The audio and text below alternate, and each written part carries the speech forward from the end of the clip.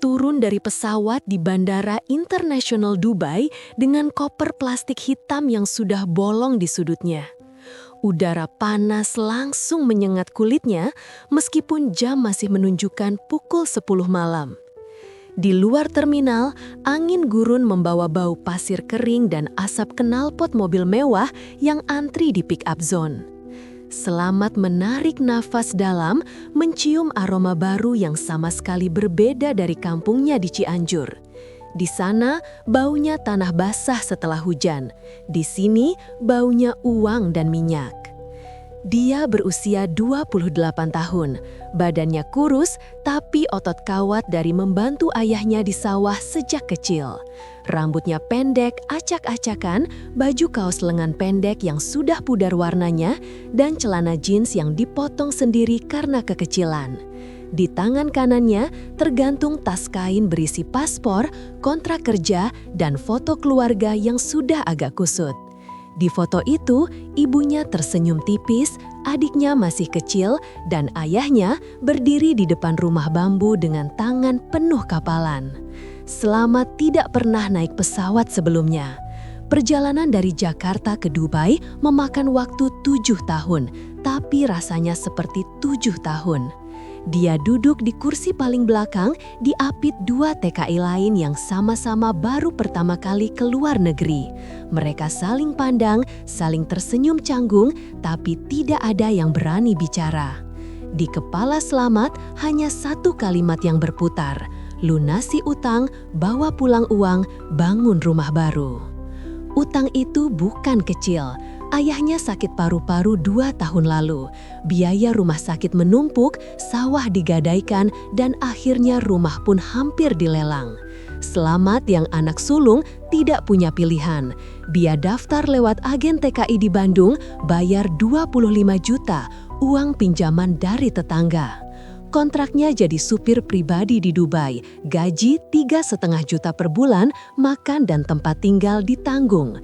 3 tahun cukup untuk balik modal dan bawa pulang tabungan. Sekarang dia berdiri di trotoar bandara menunggu jemputan. Namanya tertulis di papan kecil yang dipegang seorang pria berkacamata hitam dan berjas putih, Selamat bin Sutarjo. Pria itu tidak tersenyum, hanya mengangguk dan membuka pintu mobil Bentley hitam mengkilap. Selamat naik ke kursi belakang, koper diletakkan di bagasi. AC mobil dingin sekali, sampai bulu kuduknya merinding. Dia memandang keluar jendela, gedung-gedung tinggi menjulang, lampu neon berkelap-kelip, mobil-mobil mewah berjejer seperti mainan. Perjalanan ke tempat tinggal majikan memakan waktu 40 menit. Mereka melewati Sheikh Zayed Road, jalan raya lebar dengan 8 lajur, dikelilingi gedung kaca yang memantulkan cahaya bulan. Selamat menempelkan hidung ke kaca, mulutnya menganga. Di Cianjur, malam hanya diterangi lampu minyak dan suara jangkrik. Di sini, malam seperti siang, terang, ramai dan penuh suara klakson. Mobil berhenti di depan gedung pencakar langit yang bernama Burj Al Mansur. Tingginya lebih dari 70 lantai, pintu masuknya dari kaca tebal, penjaga berseragam putih berdiri tegak seperti patung. Lift pribadi membawa mereka langsung ke lantai 78. Pintu lift terbuka dan Selamat langsung disambut lorong panjang berlantaikan marmer putih. Dindingnya penuh lukisan emas, lampu kristal menggantung dari langit-langit, dan aroma oud mahal menusuk hidung. Seorang wanita duduk di kursi roda emas di ujung lorong. Dia mengenakan abaya hitam panjang, wajahnya tersembunyi di balik nikab hitam, hanya matanya yang terlihat, hitam pekat, tajam dan dingin. Di belakangnya berdiri 2 pembantu wanita berkulit gelap, mungkin dari Ethiopia, dan seorang pria tua berjenggot putih yang memegang tongkat kayu. Wanita di kursi roda itu adalah Fatimah Al-Mansur, majikannya. Usianya 34 tahun, tapi auranya seperti ratu. Keluarganya memiliki ladang minyak di Abu Dhabi, perusahaan properti di London, dan pulau pribadi di Maldives. Fatimah adalah anak tunggal, pewaris tunggal, tapi juga tahanan seumur hidup di tubuhnya sendiri. Sejak usia 9 tahun, dia lumpuh setengah badan setelah jatuh dari kuda Arab di padang pasir. Kaki kirinya tidak bisa digerakkan, tangan kirinya lemah, dan wajah sebelah kiri sedikit miring. Dokter terbaik dari Swiss, Jerman, dan Amerika sudah menyerah. Selamat diperiksa dulu, paspornya dicek, bajunya diganti dengan seragam supir, kemeja putih, celana hitam, sepatu mengkilap. Dia diberi kamar kecil di lantai bawah bersama supir dan bodyguard lain.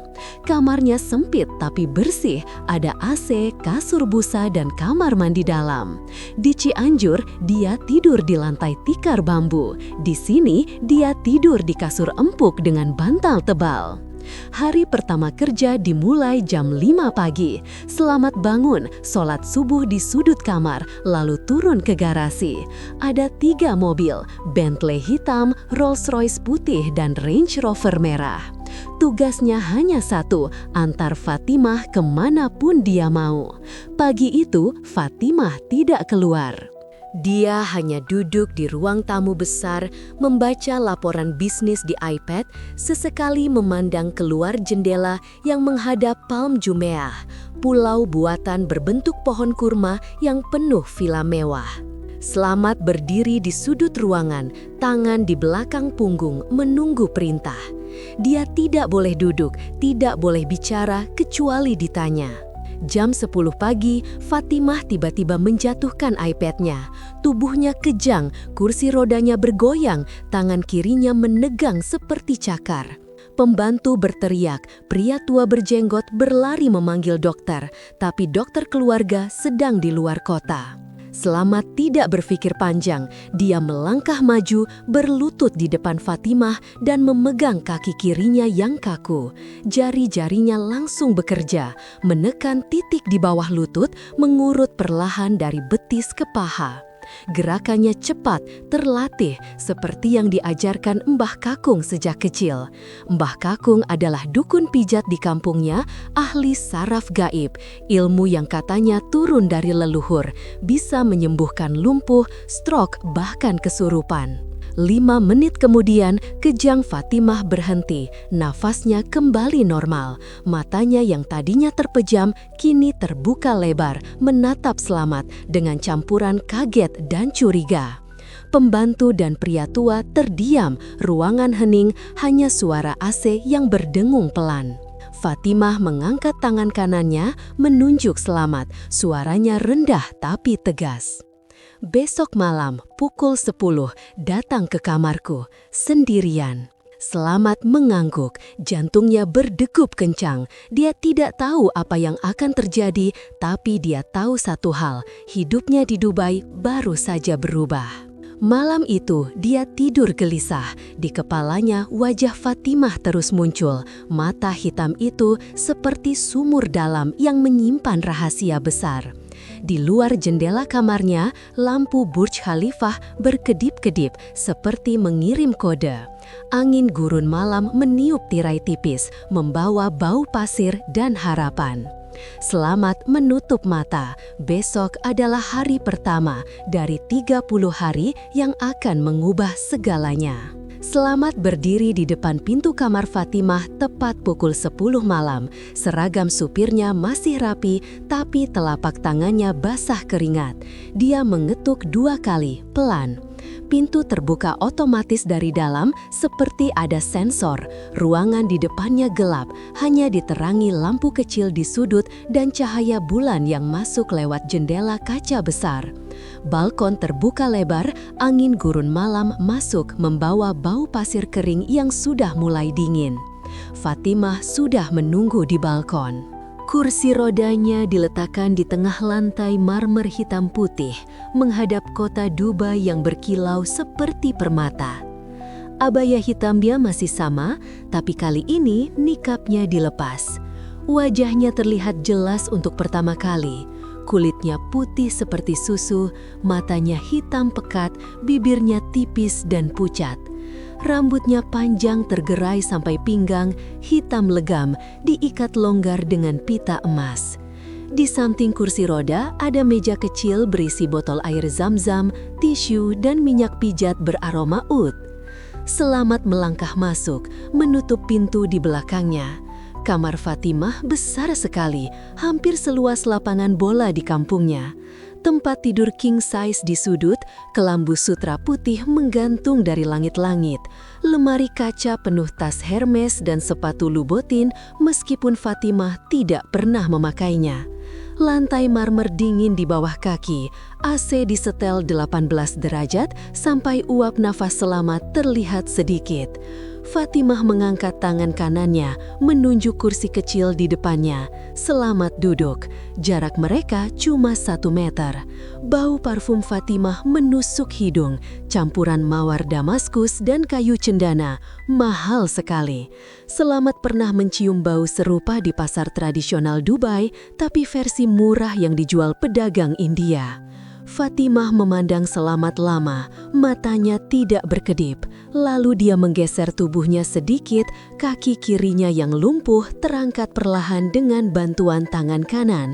Dia meletakkan kaki itu di atas pangkuan Selamat. Telapak kakinya dingin, kulitnya halus seperti sutra, tapi ototnya kaku seperti kayu. Jari-jari kakinya tidak bisa digerakkan sama sekali.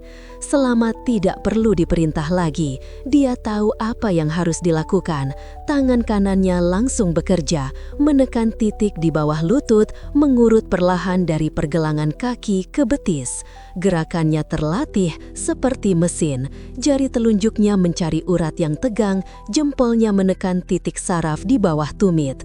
Dia ingat betul ajaran Mbah Kakung, saraf gaib ada di 3 titik, tumit, lutut, pangkal paha. Tekan pelan, urut ke atas, jangan pernah ke bawah. 5 menit berlalu, Fatimah diam saja, matanya tertutup, nafasnya pelan dan teratur. Tangan kanannya memegang sandaran kursi roda erat-erat. Selamat terus bekerja, sekarang naik ke betis. Kulit Fatimah lembut, tapi otot di bawahnya keras seperti batu. Dia menekan lebih dalam, mencari titik yang tersumbat. Keringat mulai menetes di dahi Selamat, meskipun ruangan dingin. Tiba-tiba jari kaki Fatimah bergerak, hanya sedikit, cuma jari tengah yang naik turun pelan, tapi itu cukup. Fatimah membuka mata, menatap kakinya sendiri dengan ekspresi tidak percaya. Dia mengangkat tangan kanannya, menyentuh jari kakinya yang bergerak. Air mata menggenang di sudut matanya, tapi tidak jatuh. Selamat tidak berhenti. Dia tahu ini baru permulaan. Malam ini cuma pemanasan. Dia melanjutkan ke lutut, menekan titik di belakang lutut dengan ibu jari. Fatimah menggigit bibir bawahnya, napasnya sedikit tersengal. Rasa sakit bercampur lega. Selamat naik lagi, sekarang ke paha bagian bawah. Disinilah titik paling sulit, saraf gaib ketiga, katanya Mbah Kakung. Cuma bisa dibuka kalau pasien benar-benar percaya. Fatimah membuka mata lagi. Kali ini pandangannya berbeda, bukan dingin, bukan curiga.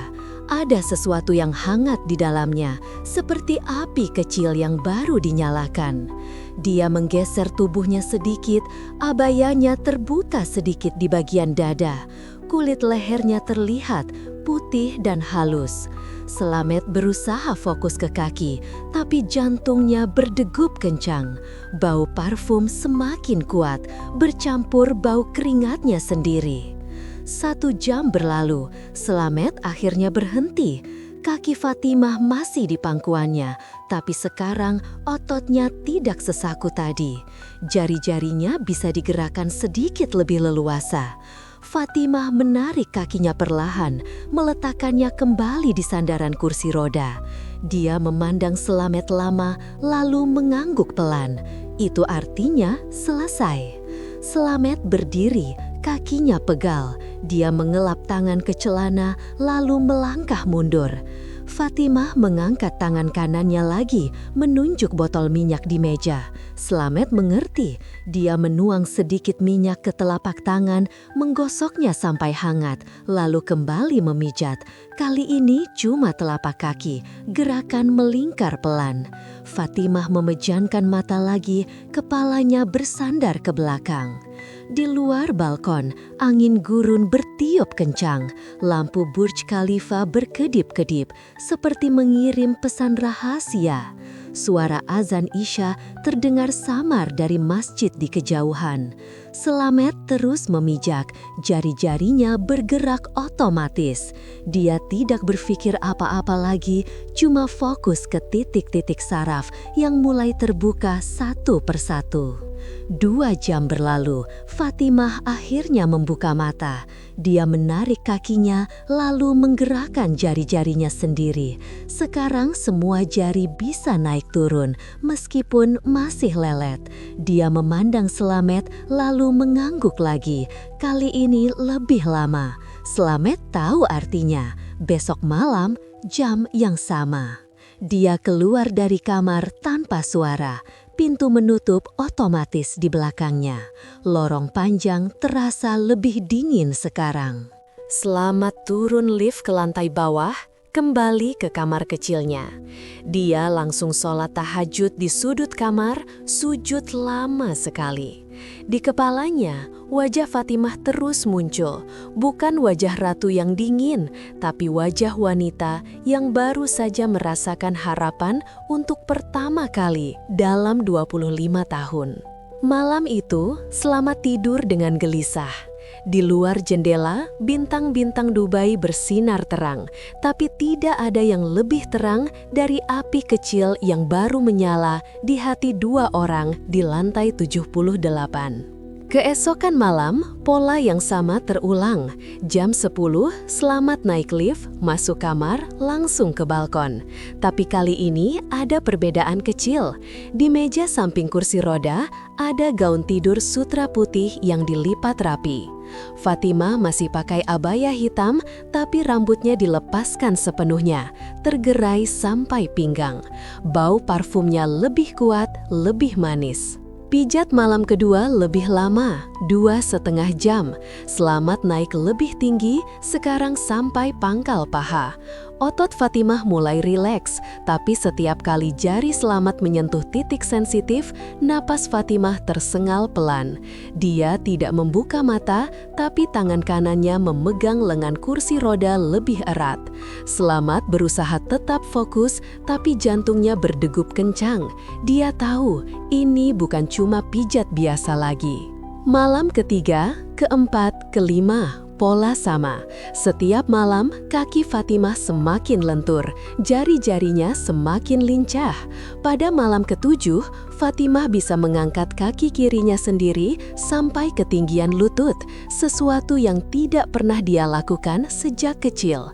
Dia memandang Slamet, air mata menggenang lagi, tapi kali ini jatuh 1 tetes di pipinya. Slamet tidak tahu apa yang dirasakan Fatimah. Dia cuma tahu satu hal, ilmu Mbah Kakung bekerja.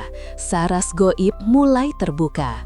Tapi di balik itu ada sesuatu yang lain yang juga mulai terbuka. Sesuatu yang tidak ada di buku pijat manapun. Malam demi malam, balkon bintang menjadi saksi. Dubai terus berkilau di bawah, tapi di atas lantai 78, 2 dunia yang berbeda mulai bertemu di titik tengah. Lift pribadi membawa Slamet ke lantai 78 setiap malam pukul 10. Pintu kamar Fatimah kini terbuka otomatis begitu dia mendekat, seperti sudah mengenali langkah kakinya. Balkon tidak lagi jadi tempat utama. Setelah malam ke-7, Fatimah memindahkan sesi pijat ke dalam kamar pribadinya. Ruangan terlarang yang sebelumnya cuma pembantu tertentu yang boleh masuk. Kamar itu lebih hangat, AC dinaikkan ke 22 derajat, lampu diredup. Hanya lilin aroma mawar yang menyala di 4 sudut. Tempat tidur king size jadi pusat segalanya. Fatimah pindah dari kursi roda ke ranjang dengan bantuan tangan kanannya sendiri. Spray sutra putih selalu baru setiap malam, bantal-bantal empuk disusun rapi. Di samping ranjang ada meja kecil berisi botol minyak pijat, handuk hangat, dan gelas air zam-zam. Jendela besar menghadap Burj Khalifa. Lampu gedung itu berkedip pelan, seperti detak jantung kota. Selamat masuk, langsung melepas sepatu di depan pintu. Kaos kakinya tipis, lantai marmer masih dingin di telapak kaki.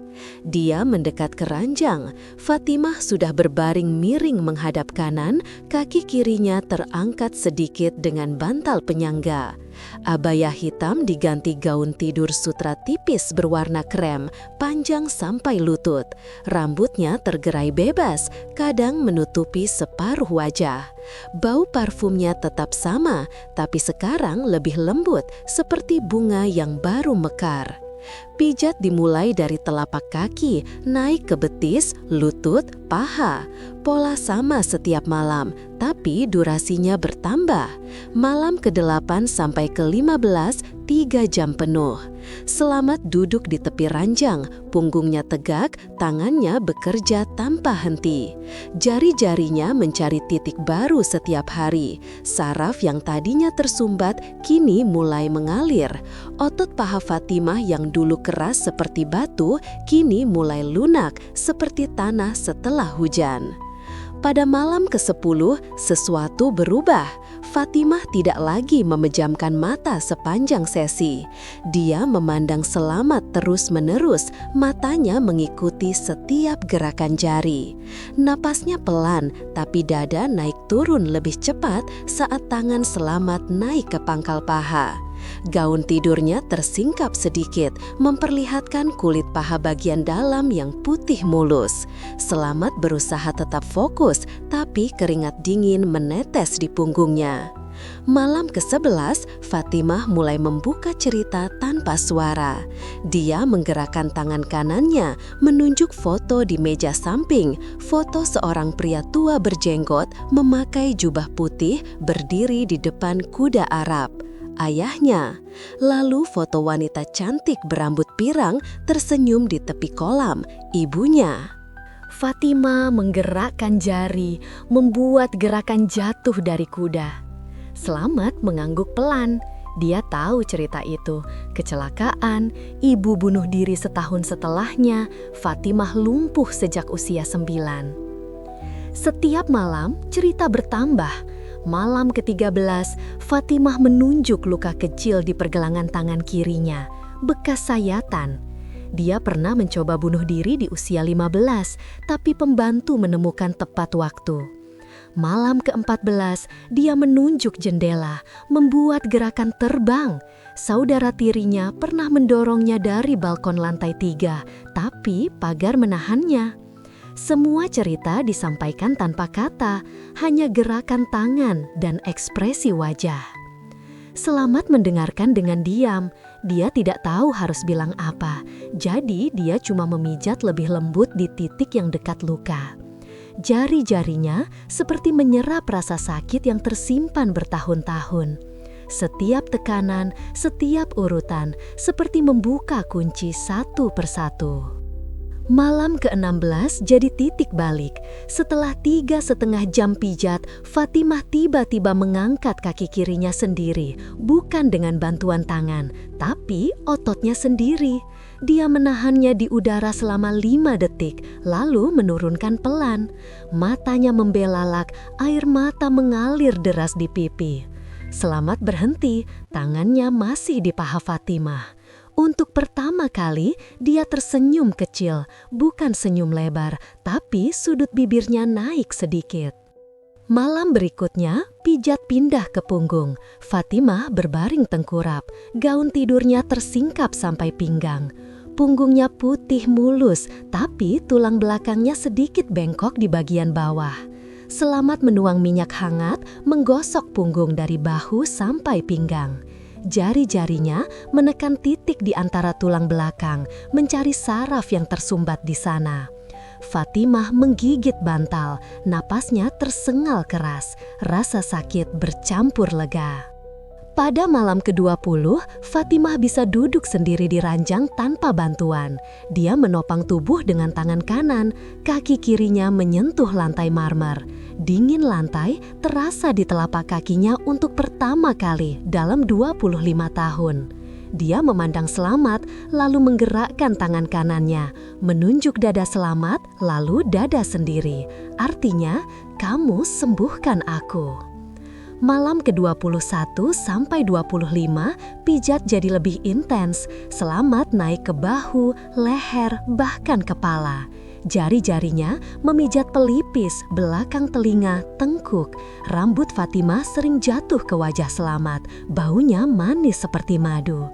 Kadang gaun tidurnya melorot di bahu, memperlihatkan tulang selangka yang halus. Selamat menarik napas dalam, berusaha tetap tenang. Pada malam ke-23, Fatimah mulai memegang tangan Selamat saat pijat selesai. Jari-jarinya dingin tapi erat. Dia tidak melepaskan selama beberapa menit. Selamat membiarkan, jantungnya berdegup kencang.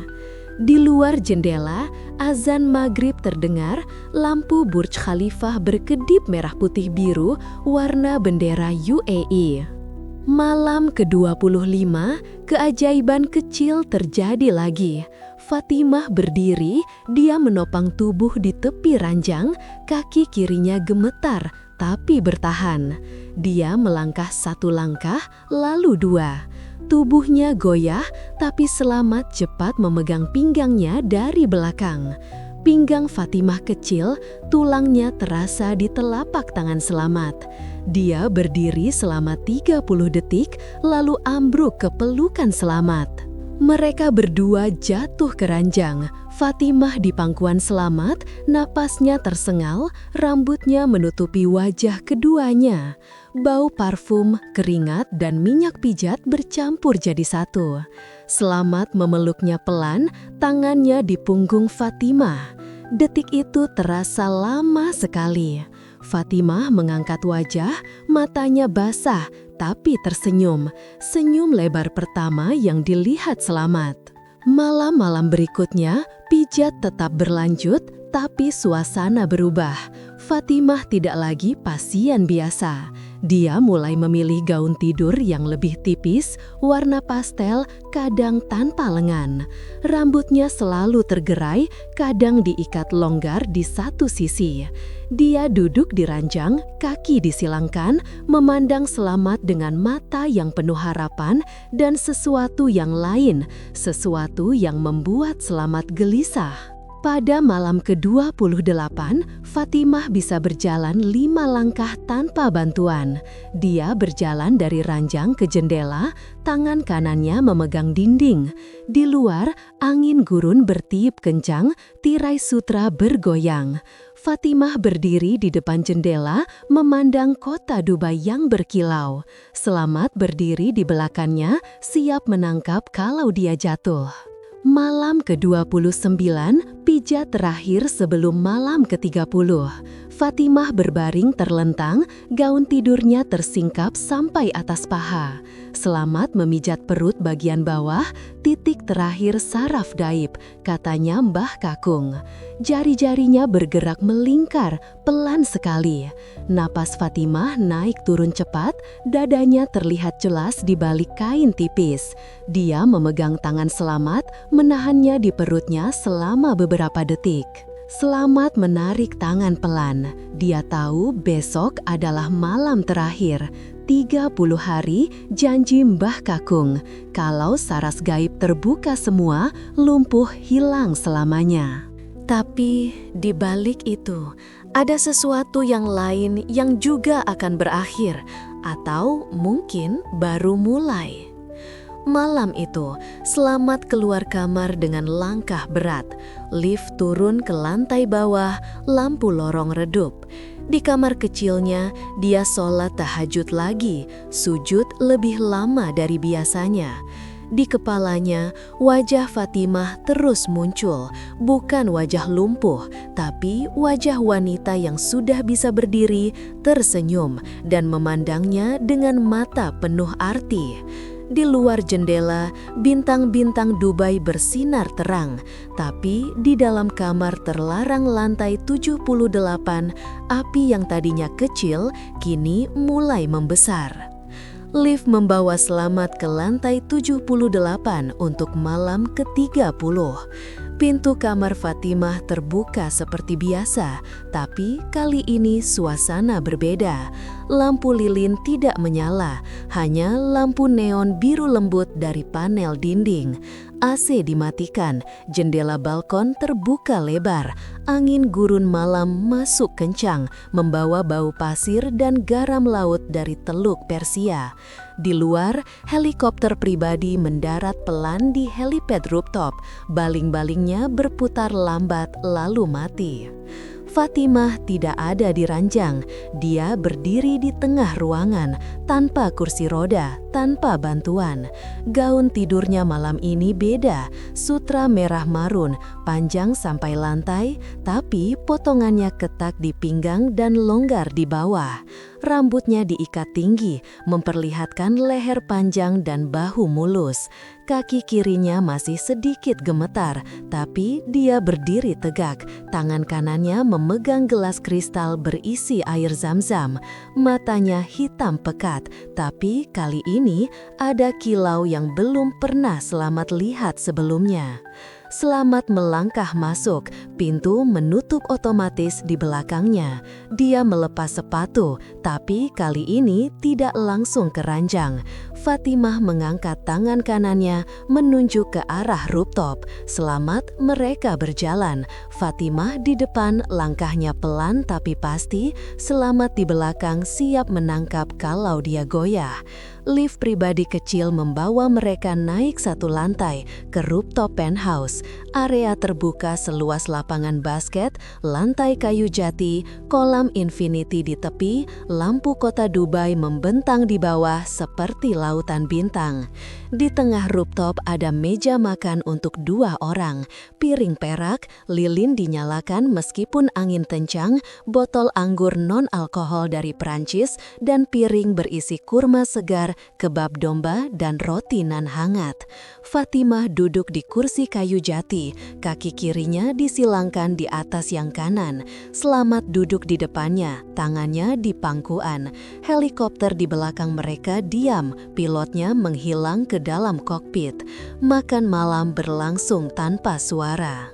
Fatimah mengambil kurma, memotongnya jadi 2, memberi setengah ke Selamat. Dia makan pelan, matanya tidak lepas dari wajah Selamat. Angin meniup rambutnya yang lepas dari ikatan, beberapa helai menempel di pipi.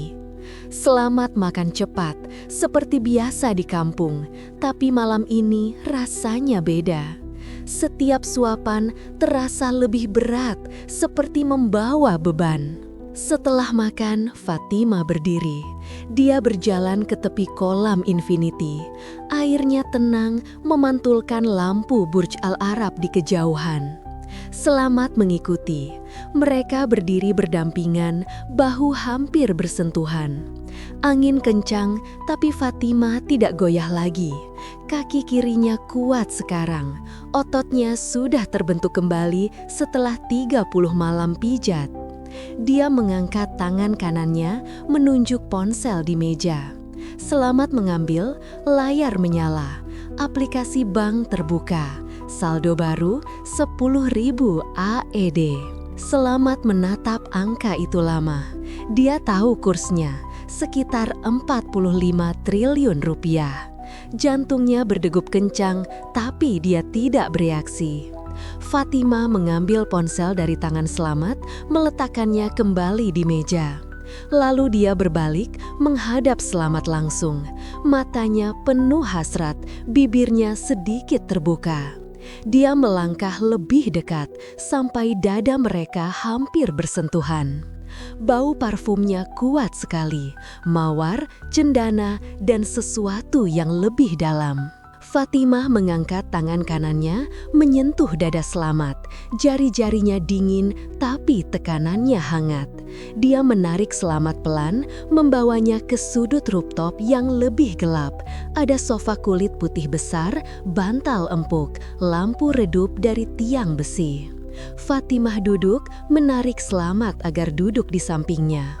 Gaunnya tersingkap di paha, memperlihatkan kulit putih yang berkilau di bawah cahaya bulan. Selamat duduk kaku, jantungnya berdegup seperti drum.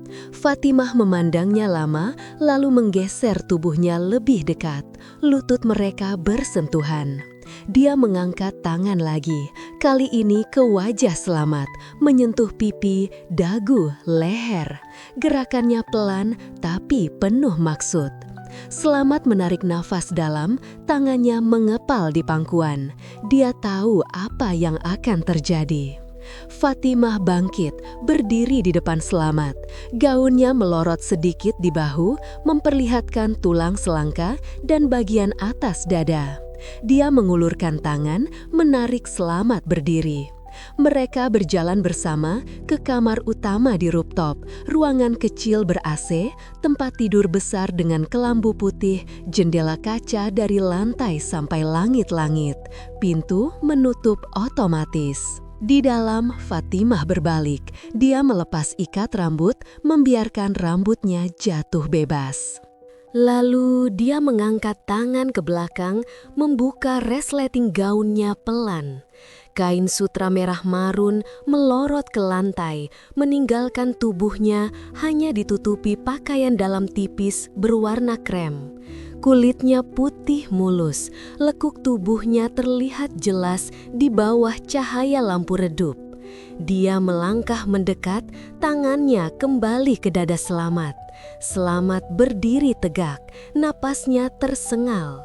Dia memandang Fatimah bukan lagi majikan, bukan pasien, tapi wanita yang berdiri di depannya dengan penuh keyakinan. Fatimah menarik kemeja Selamat, membuka kancing satu persatu. Kemeja jatuh ke lantai. Lalu dia menarik Selamat ke ranjang, duduk di tepi, menariknya agar ikut duduk. Mereka duduk berhadapan. Fatimah mengangkat tangan Selamat, meletakkannya di pinggangnya. Kulitnya hangat, lembut. Selamat menarik napas dalam lagi. Dia tahu ini batas. Di kepalanya, suara Mbah Kakung bergema. Ilmu untuk menyembuhkan, bukan untuk merusak. Tapi di depannya, Fatimah, wanita yang tadinya lumpuh, kini berdiri, tersenyum, dan menawarkan segalanya. Selamat menarik tangannya pelan. Dia berdiri, mundur satu langkah. Fatimah memandangnya, alisnya naik sedikit. Selamat menggeleng pelan. Dia mengambil kemeja dari lantai, memakainya kembali. Lalu dia berlutut di depan Fatimah, memegang tangan kanannya bukan untuk memijat, tapi untuk menghormat. Fatimah memandang lama, matanya berubah dari hasrat jadi kecewa, lalu pahit. Dia menarik tangannya, berdiri, mengambil gaun dari lantai, memakainya kembali. Resleting ditutup sendiri dengan tangan kanan.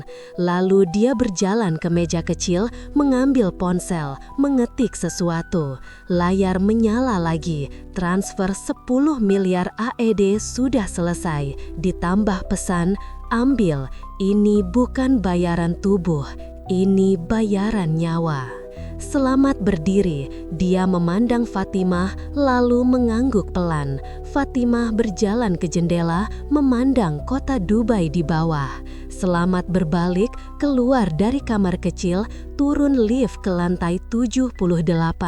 Di kamarnya sendiri, dia duduk di lantai, sholat sujud syukur. Air mata jatuh pelan di sajadah. Pagi harinya, Fatimah memanggil pengacara keluarga. Surat wasiat baru ditulis. Setengah harta keluarga jadi milik Selamat kalau Fatimah meninggal. Saudara tirinya, Khalid, marah besar, tapi tidak bisa apa-apa. Fatimah tetap tenang, berjalan tanpa bantuan di lorong penthouse, high heels barunya berbunyi di marmer. Selamat tetap jadi supir, tapi kini dia punya kamar lebih besar di lantai 76. Uang 10 miliar masuk rekening baru di Bank Dubai. Dia tidak menyentuhnya, cuma transfer 50 juta ke keluarga di Cianjur. Cukup untuk lunasi utang dan perbaiki atap rumah. Malam itu, Fatimah kirim pesan lewat pembantu. "Kamu menolak tubuhku, tapi kamu ambil nyawaku. Terima kasih." Selamat baca pesan itu di kamar, lalu hapus. Di luar jendela, angin gurun bertiup kencang, membawa bau pasir dan akhir dari satu bab. 30 malam selesai. Tubuh Fatimah sembuh, tapi hati mereka berdua masih terbuka luka yang baru. Pesawat Emirates mendarat di Bandara Soekarno-Hatta pukul 3 pagi.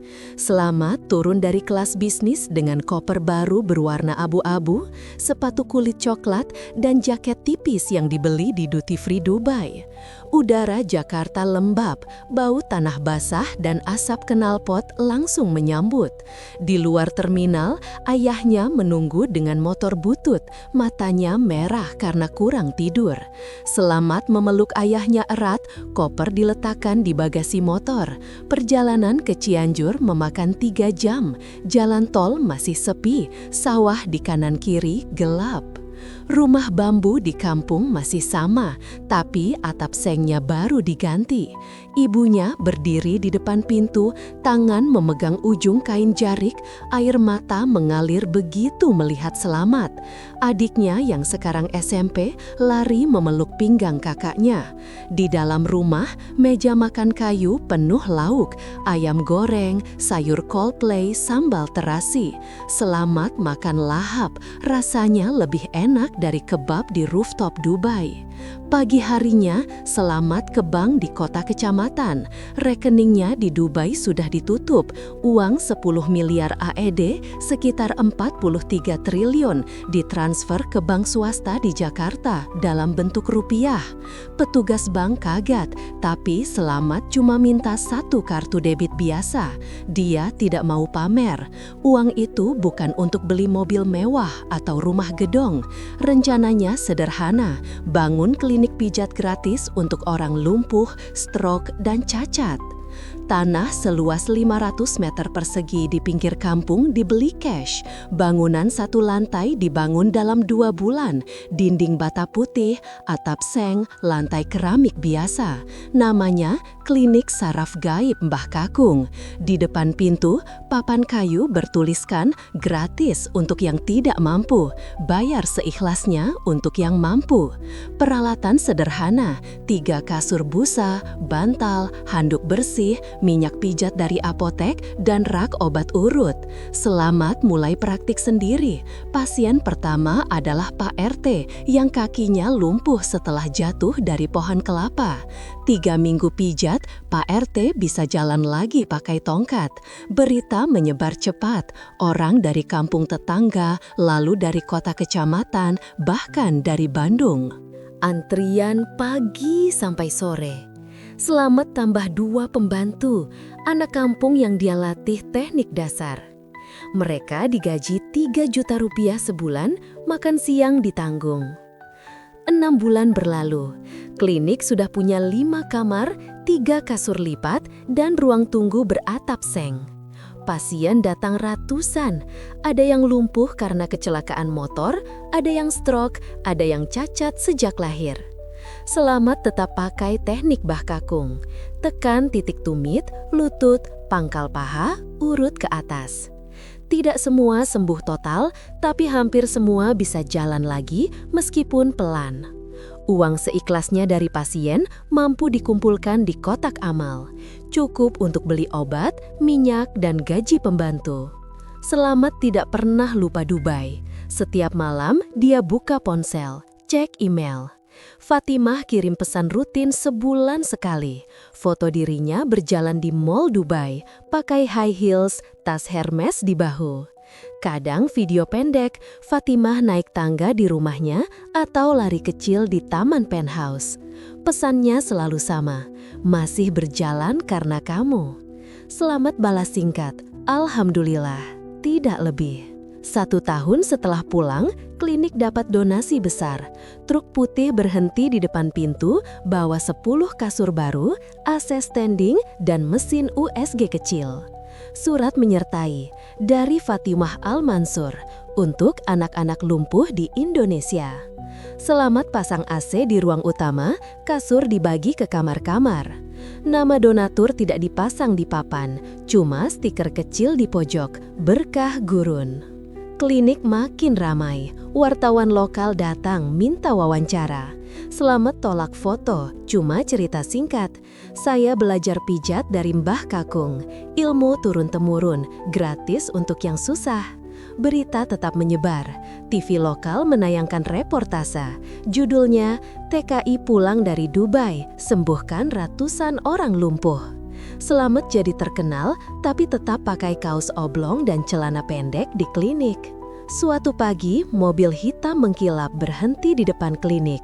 Pintu terbuka, seorang wanita turun, pakai cadar hitam, tapi posturnya dikenal Selamat, Fatimah.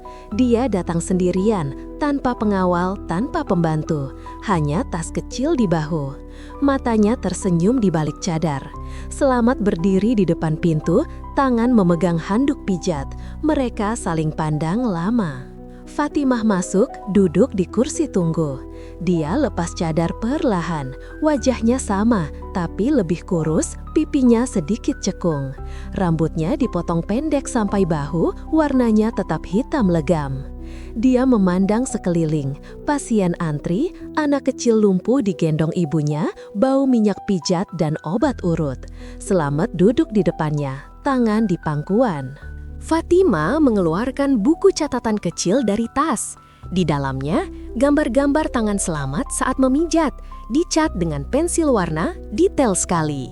Dia menunjuk buku, lalu menunjuk Selamat. Artinya, saya mau belajar. Selamat mengangguk. Dia bawa Fatimah ke ruang belakang, kasih kasur kosong. Fatimah duduk, tangan kanannya memegang kaki pasien pertama, seorang nenek yang kakinya bengkak. Selamat ajarin dari awal, tekan tumit pelan, urut ke atas, jangan tekan ke bawah. Fatimah ikuti gerakan, jari-jarinya masih kaku, tapi tekadnya kuat. 1 jam, nenek itu bisa gerakan jari kaki. Fatimah tersenyum lebar, matanya berkaca. Selamat tepuk bahu pelan. Fatimah tinggal 3 bulan di Cianjur. Dia sewa rumah kecil di kampung sebelah, pakai nama samaran. Setiap pagi datang ke klinik, belajar pijat, bantu pasien. Malam hari, dia video call ke Dubai, urus bisnis keluarga dari laptop. Saudara tirinya, Khalid, marah besar. Tapi wasiat sudah ditandatangani notaris, harta tetap aman. Pasien makin banyak, klinik tambah sayap kiri, ruang anak, ruang lansia. Fatimah bawa dokter dari Dubai, spesialis saras, gratis konsultasi sebulan sekali. Anak-anak lumpuh mulai bisa jalan, ibu-ibu stroke bisa angkat tangan. Berita nasional menayangkan, putri konglomerat Arab belajar pijat di kampung Jawa. Foto Fatimah pakai daster murah, duduk di lantai klinik, viral di medsos. Selamat tetap sederhana. Dia beli motor second, rumah bambu direnovasi jadi bata, tapi tetap kecil. Uang klinik diputar untuk beli obat, gaji pembantu, dan beasiswa anak miskin. Sisa 10 miliar masih utuh di bank. Dia cuma ambil 500 juta untuk bangun masjid kecil di kampung. 1 tahun lagi berlalu. Fatimah pulang ke Dubai, tapi klinik tetap jalan. Dia kirim kontainer berisi kasur medis, alat USG, dan buku-buku kedokteran. Surat terakhir, saya buka cabang saraf gaib di Dubai. Namanya sama, gratis untuk TKI. Selamat baca surat itu di teras klinik, senyum kecil. Hari ini, klinik punya 10 kamar, 5 pembantu tetap, 2 dokter relawan.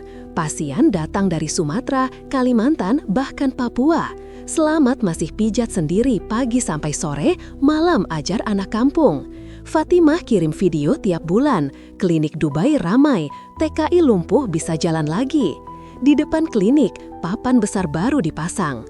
Klinik Saraf Gaib Mbah Kakung, didirikan oleh Selamat bin Sutarjo, didukung oleh Fatimah Al-Mansur, gratis untuk yang tidak mampu. Malam hari Selamat duduk di teras, lihat sawah hijau dan lampu klinik menyala. Di Dubai, Fatima berdiri di balkon penthouse, lihat kota berkilau. Mereka tidak pernah ketemu lagi, tapi setiap pasien yang jalan adalah pesan mereka satu sama lain. Cinta tidak harus bersatu. Cukup menyembuhkan luka orang lain, maka luka sendiri ikut sembuh.